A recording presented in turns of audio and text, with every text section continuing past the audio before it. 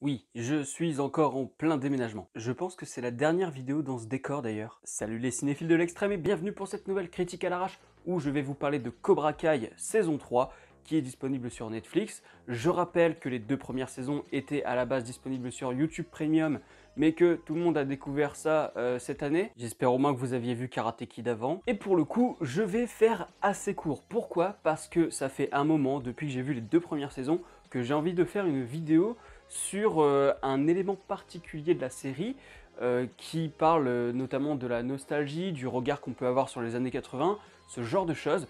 Et donc j'attendais tout de même la saison 3 pour voir s'il y avait quelque chose à ajouter, et j'ai bien fait d'attendre, parce que en effet, je vais devoir rajouter une partie à cette vidéo. Donc la critique à l'arrache va être assez courte. Donc là, je vais vraiment vous parler exclusivement de la saison 3 et de son rapport aux deux premières saisons, parce que déjà, il y a un truc qui me choque un peu, c'est que c'est une saison en dents de scie. Évidemment que on retrouve des problèmes qu'on pouvait avoir dans la saison 1 ou 2, mais là j'ai l'impression que c'est encore plus flagrant. C'est-à-dire que oui, la réalisation dans la saison 1 et 2 n'ont toujours pas été exceptionnelles. Il y a eu des moments incroyables comme la baston au lycée dans la saison 2, certaines chorégraphies qui sont plutôt cool et qui sont pas exceptionnelles. Mais la saison 3, en termes de réal, bon, il y a déjà une redite de la baston du lycée, sauf que là c'est dans une baraque, c'est filmé exactement pareil, avec plan séquence, machin, avec enchaînement entre chaque combattant qui se battent en groupe, etc. Donc là, il n'y a rien d'exceptionnel parce que ben il n'y a plus de surprise. Les faux raccords, c'est hallucinant. Chaque épisode, j'ai repéré au moins un faux raccord. Et je vous jure qu'il n'y en a pas qu'un par épisode, et c'est un truc de malade. Et par exemple, John Kreese, qui va boire son verre cul sec, il le repose, et ben, il reste un fond de whisky dedans. Ou à un moment, il y a un gars, il est en train de manger, il a un bout de pain, plan d'après, il a plus le bout de pain, plan suivant, il a re le bout de pain. Tu te dis, mais merde, putain. Ou à un moment, il y a un gamin, il a les mains comme ça, admettons, et plan juste après, il a les mains comme ça. Tu te dis, mais il est où le script? Qui a marqué justement pour faire des raccords convenables? Il y a personne là ou quoi?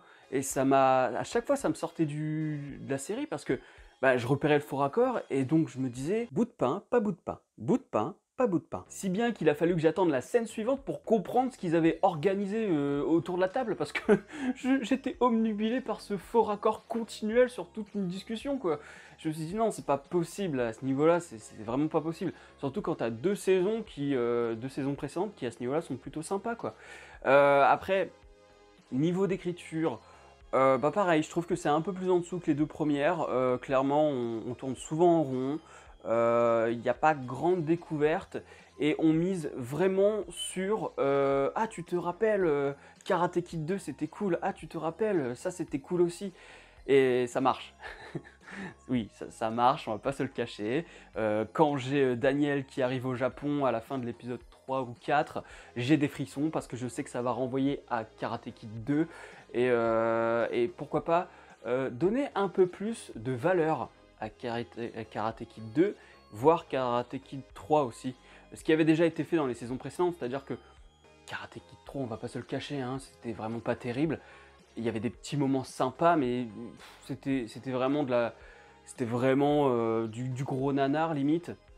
Et en fait, c'était intéressant parce que dans la saison 1 ou la saison 2, t'as Daniel qui parle de cette époque où il avait rejoint Cobra Kai en pensant que c'était le chemin à suivre. Et donc, ça donne une dimension plus importante à Karate Kid 3, chose que dans la trilogie Karate Kid, bah, tu te disais, ok, c'est l'épisode 2 trop, clairement. Euh, ne parlons même pas de Miss Karate Kid. Et donc là, pareil, Karate Kid 2, on peut pas dire que ce soit grandiose comparé au premier, qui vraiment, le premier, il est totalement ouf. Alors ça reste du teen movie avec des gros archétypes. Et ça, je trouve que c'est intéressant avec Cobra Kai, c'est que tout ce qui est cliché et tout, c'est plutôt bien retourné, tout en ayant quand même le côté bah, clicheton, hein, parce qu'on est quand même sur de la série teen movie avec les amourettes et tout. On peut pas nécessairement lui reprocher ça quand on aime Karate Kid, parce que je rappelle que Karate Kid, c'est quand même Daniel qui, à chaque épisode, sert une nouvelle meuf. Hein. Il y a Ali dans le premier, il y a, je sais plus comment elle s'appelle, la japonaise de Karate Kid 2, et dans Karate Kid 3, c'est une meuf qui peut pas serrer parce qu'elle a un mec, mais tu sens quand même qu'il peut se passer un truc, tu vois. Donc oui, il sert toujours une meuf. Donc les amourettes que tu as dans Cobra Kai, bon, je peux pas non plus lui reprocher, mais c'est vrai que c'est un peu trop mielleux et un peu trop répétitif. C'est-à-dire que le côté mielleux me dérangerait pas s'il n'était pas autant répétitif. Parce que par exemple, évidemment que dans Karate Kid, la trilogie, ça a toujours été cucu les histoires d'amour. Elles sont...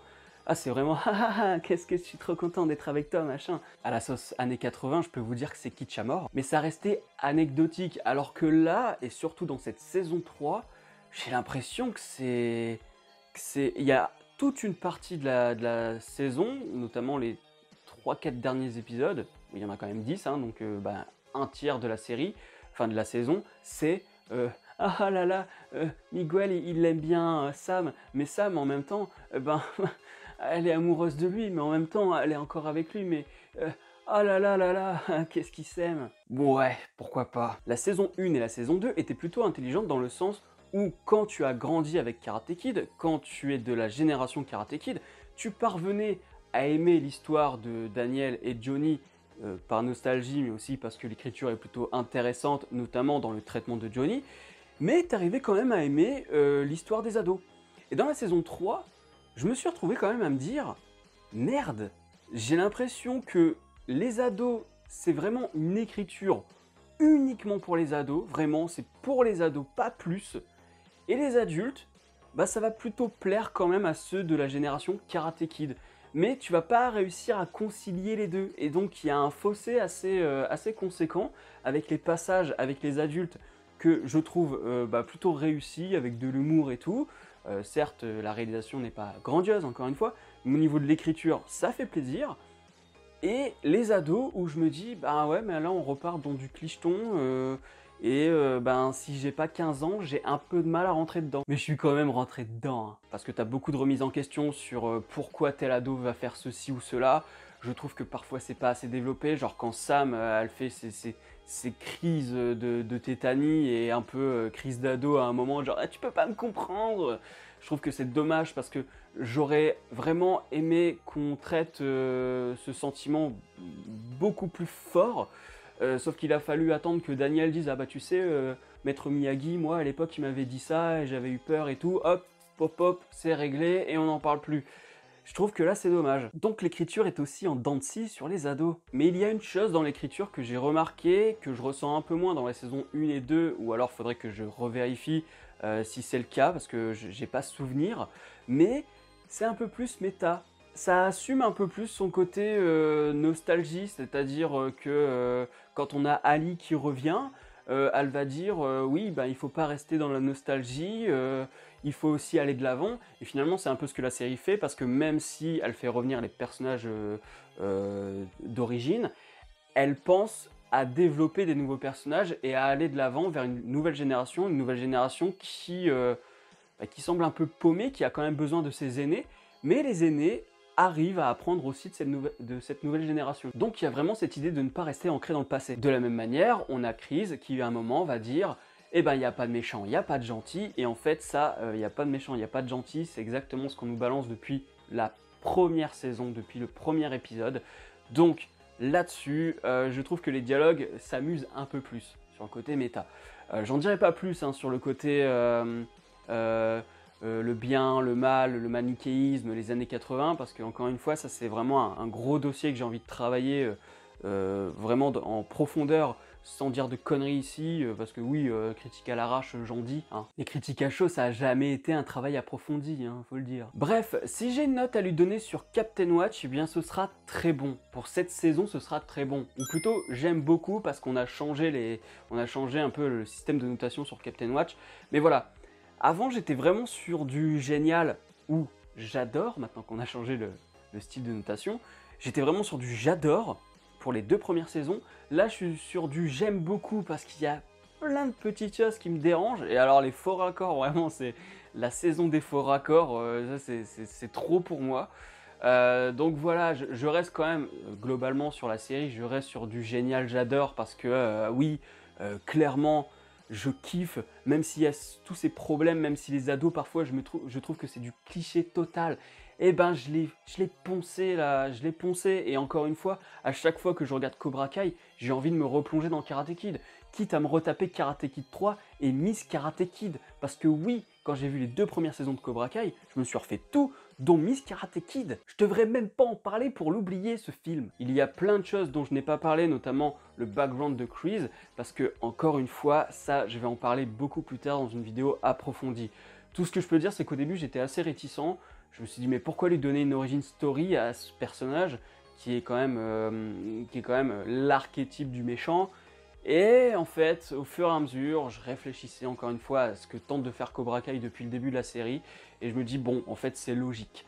Mais parfois, dans l'écriture, c'est vrai que j'ai l'impression qu'ils ont fait du remplissage, certainement pour pouvoir faire une saison 4 avec le tournoi, alors que clairement, je pense qu'ils auraient pu faire toute l'histoire qu'ils ont mis là en 10 épisodes, plus le tournoi. Mais non. Et je pense qu'ils ont voulu tirer sur la corde parce qu'ils ont vu que ça marchait bien. Et ils se sont dit, bah tant pis, le tournoi, on fera peut-être pas toute une saison, mais en tout cas, les premiers épisodes, ce sera le tournoi. Il va y avoir une nouvelle intrigue, peut-être un cliffhanger pour une saison 5, et ainsi de suite. J'espère qu'ils vont pas trop tirer sur la corde parce qu'elle va finir par casser. Là, tu vois déjà que la saison 3, ils ont ramé sur certains éléments. Donc voilà quoi, j'attends de voir la suite. Je t'invite à me rejoindre sur Captain Watch. Dessus, tu pourras voir mes notes, ce que j'ai envie de voir, tu peux me lancer des défis et voir mes pitchs de films et séries. Retrouve aussi mes vidéos dans ton fil d'actualité et dans les fiches de films et séries. Bref, si la vidéo t'a plu, n'hésite pas à mettre un petit pouce bleu, à la partager sur les réseaux sociaux. Dis-moi en commentaire ce que tu as pensé de la saison 3, si tu connais Cobra Kai, si tu as découvert la saison Cobra Kai, enfin si tu as découvert la série Cobra Kai sans avoir vu Karate Kid. Honnêtement, je pense qu'il aurait fallu quand même regarder Karate Kid avant. Abonne-toi à la chaîne si ce n'est pas encore fait et n'oublie pas d'actionner la petite cloche pour être alerté des prochaines vidéos. Quant à moi, je te dis à la prochaine sur la toile. Salut!